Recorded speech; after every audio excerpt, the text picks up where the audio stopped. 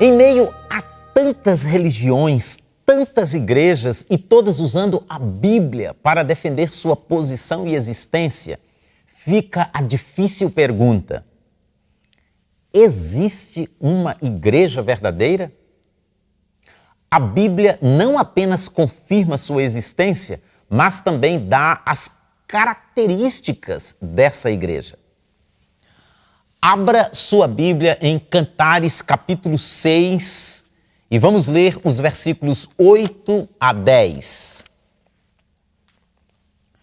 60 são as rainhas e 80 as concubinas, e as virgens sem número. Porém, uma é a minha pomba, a minha imaculada, a única de sua mãe e a mais querida daquela que a deu à luz. Viram-na as filhas e chamaram-na bem-aventuradas. As rainhas e as concubinas louvaram-na. Quem é esta que aparece como a alva do dia, formosa como a lua, brilhante como o sol, terrível como um exército com bandeiras? Perceba que o texto menciona uma quantidade grande, incontável de mulheres, mas dentre tantas, apenas uma é a preferida. O último versículo pergunta no singular: quem é esta que aparece como a alva do dia? Talvez você pense, mas o texto não está falando de igreja, mas de mulher. É verdade, você tem razão, mas quero te esclarecer algo muito importante. Na Bíblia, encontramos muito linguagem figurada. Uma palavra que significa outra coisa. Vou te explicar alguns exemplos. Abra sua Bíblia em Apocalipse capítulo 17 e o versículo 1. E veio um dos 7 anjos que tinham as 7 taças e falou comigo dizendo-me: vem, mostrar-te-ei a condenação da grande prostituta que está sentada sobre muitas águas. Agora vamos ler o versículo 15 do mesmo capítulo. E disse-me: as águas que viste onde se assenta a prostituta são povos e multidões e nações e línguas. Perceba que as águas do versículo 1 não quer dizer água mesmo, mas significa povos, nações, multidões. Ou seja, a prostituta está assentada em cima de nações, de povos, de multidões. Agora vem outra pergunta. Pode uma pessoa, uma mulher, uma prostituta, se sentar em cima de nações, de povos, de multidões? Que coisa estranha! Parece algo impossível. É verdade, você tem razão. A questão é que a prostituta, a mulher deste texto, não é uma mulher literal. É simbólica. A palavra mulher quer dizer outra coisa. O que significa mulher na linguagem figurada da Bíblia? Abra sua Bíblia na segunda epístola aos Coríntios, capítulo 11, e vamos ler o versículo 2. Porque estou zeloso de vós com zelo de Deus, porque vos tenho preparado para vos apresentar como uma virgem pura a um marido, a saber, a Cristo. Agora leia Isaías 54, versículo 5. Porque o teu Criador é o teu marido, o Senhor dos exércitos é o seu nome, e o Santo de Israel é o teu Redentor, que é chamado o Deus de toda a terra. Os dois textos que acabamos de ler apresentam a igreja como a noiva ou a esposa de Cristo ou de Deus. Podemos concluir que a mulher prostituta apresentada em Apocalipse 17 é uma igreja que está em cima de nações, povos, multidões. Agora te pergunto, isso é possível? Uma igreja que tem influência sobre as nações, o que ela fala é levado em consideração pelos povos, por multidões? Quem ouve, assiste ou lê as notícias sabe com propriedade que isto é fato. Existe líder religioso que o que ele fala tem muito peso sobre as nações. Mas nosso foco hoje não é falar de uma mulher prostituta, uma igreja de vida religiosa manchada, mas vamos falar de uma mulher pura, virgem, que representa a igreja verdadeira, a igreja de Deus. Foi sobre isto que Salomão escreveu em Cantares. Existem muitas mulheres, muitas igrejas, mas apenas uma é a verdadeira. Esta verdade é confirmada pelo próprio Jesus, como podemos ler em João capítulo 10 e o versículo 16. Ainda tenho outras ovelhas que não são deste aprisco. Também me convém agregar estas. E elas ouvirão a minha voz, e haverá um rebanho e um pastor. A pergunta agora é: como identificá-la? Como podemos descrever tal igreja? Em sua opinião, que qualidades esta igreja possui? A igreja de Cristo é populosa, com grandes catedrais e muito dinheiro? Que critério você usa para identificar a verdadeira igreja? É exatamente o que faremos agora. Vamos ler versículos bíblicos que mostram características da igreja verdadeira. Abra sua Bíblia em Provérbios, capítulo 29 e o versículo 18, e leia comigo. Não havendo profecia, o povo perece. Porém, o que guarda a lei, esse é bem-aventurado. Agora leia 2 de Pedro, capítulo 1, versículo 19. E temos muito firme a palavra dos profetas, a qual bem fazeis em estar atentos, como a uma luz que alumia em lugar escuro, até que o dia amanheça e a estrela da alva apareça em vossos corações. Conforme os textos acima, a Igreja de Deus estuda e dá a devida atenção às profecias. Tem igreja ou pessoas que, se você falar em estudar profecias, por exemplo, Daniel e Apocalipse, não aceitam.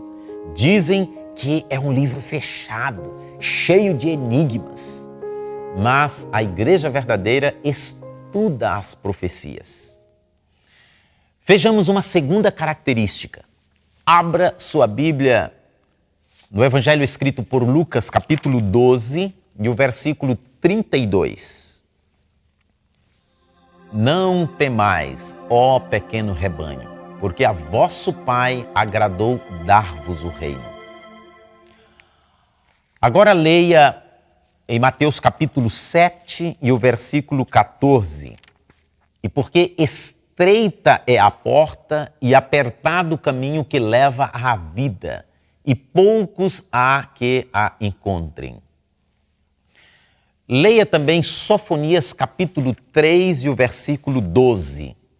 Mas deixarei no meio de ti um povo humilde e pobre, e eles confiarão no nome do Senhor. Os textos que acabamos de ler deixam claro duas características.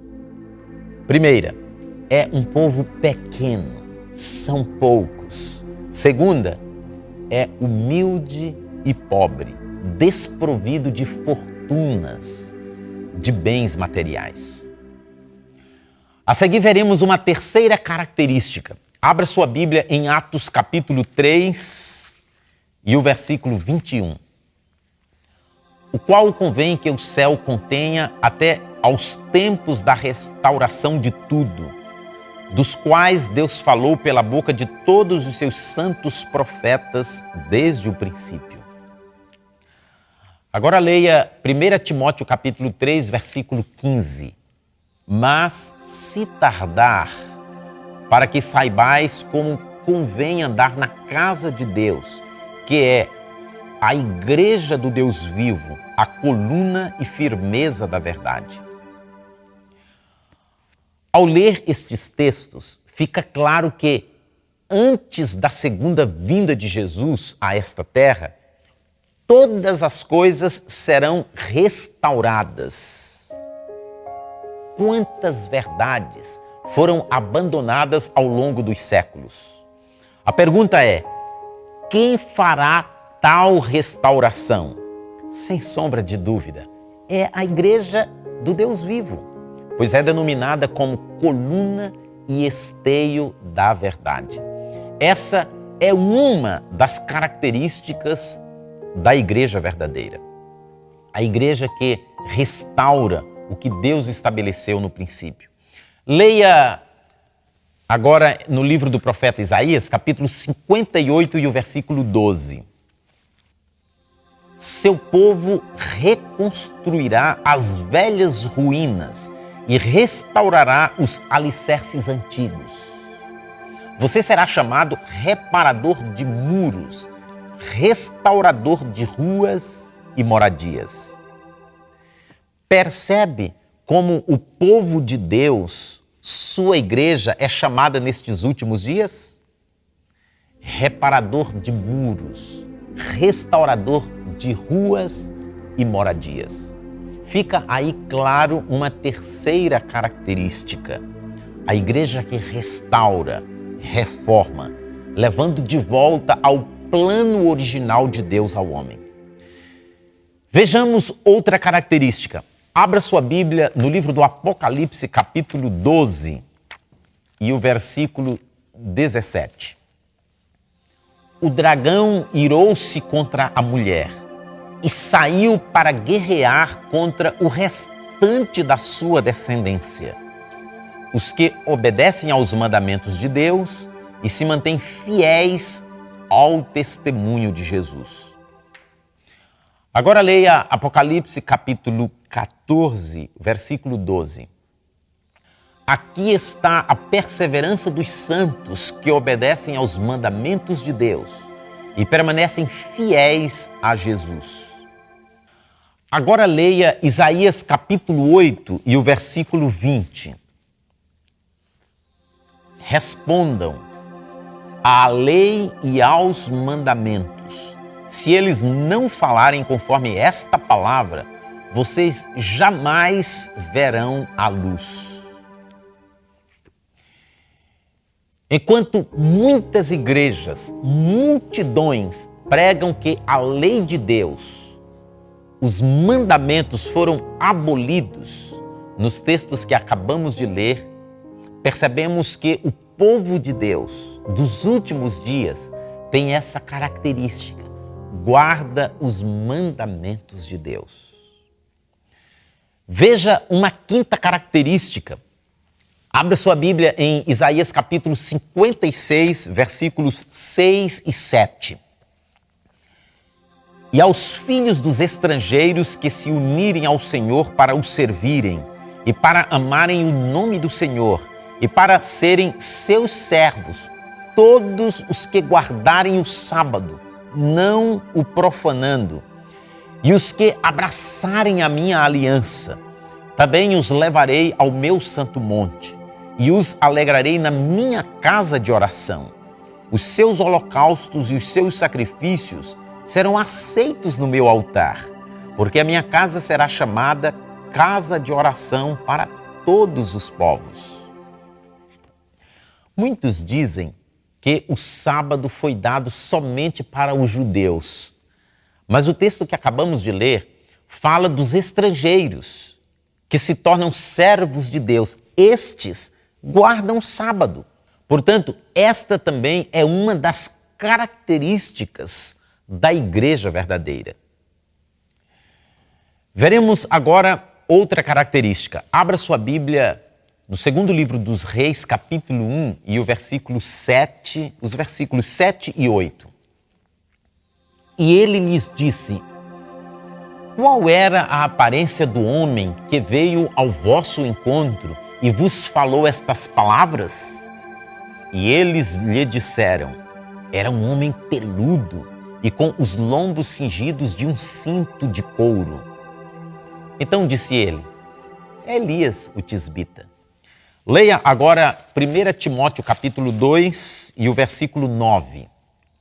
Que do mesmo modo as mulheres se ataviem em traje honesto, com pudor e modéstia, não com tranças ou com ouro ou pérolas ou vestidos preciosos.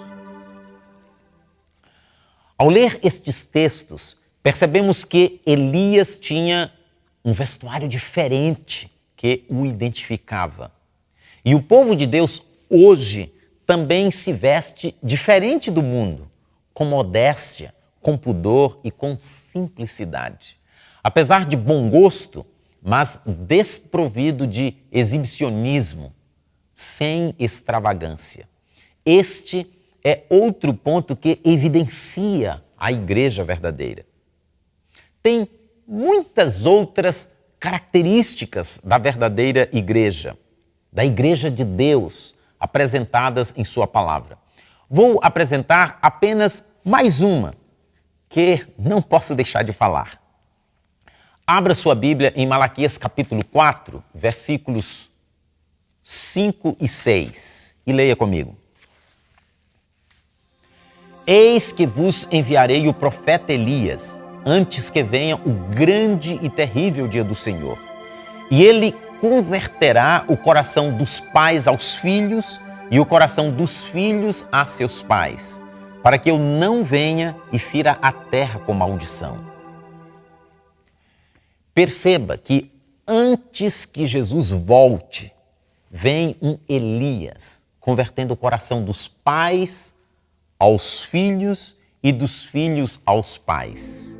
Elias aqui representa o povo de Deus que faz esta obra antes da volta de Jesus.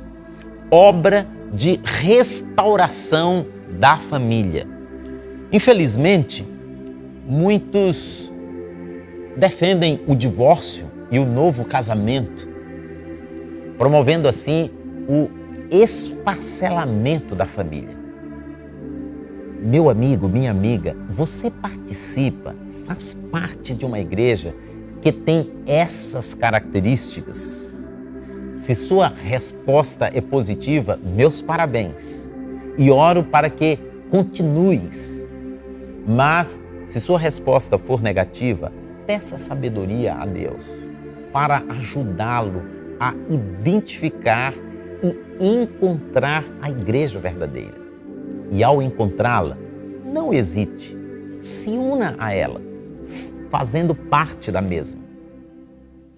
Eu te convido neste momento a falarmos com Deus através da oração, pedindo para que Ele nos ajude a identificar e encontrar a sua igreja.